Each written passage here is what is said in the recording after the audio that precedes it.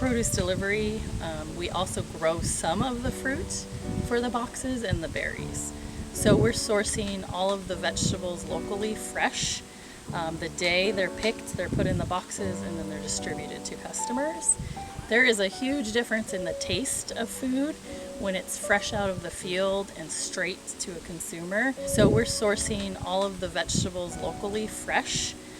The day they're picked, they're put in the boxes and then they're distributed to customers. So the fruits and vegetables we get in the store have been processed, and they've gone through a lot of hands to be sorted just to get to distribution. And then once they're in the store, even in the store, they're being processed out, and anything, a speck or anything that's wrong is thrown away. Whereas we, at our fruit stands and straight from the fields, there are imperfections of how it's grown into other things, or it's a flat spot, or there's a tree branch mark. Those are still great. You can still eat those. You can eat around them, or you can just eat what's there. This one's called what? Stuffing. Stuffing, okay. That one, if they cut on the bottom here, the seeds will come out whole, like they would in a bell pepper.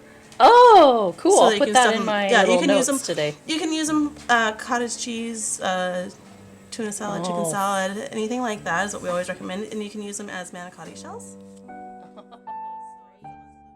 Everything looks better and it's fresher. The colors are much more bright. We grow strawberries, and if you cut into that strawberry, it's red through and through.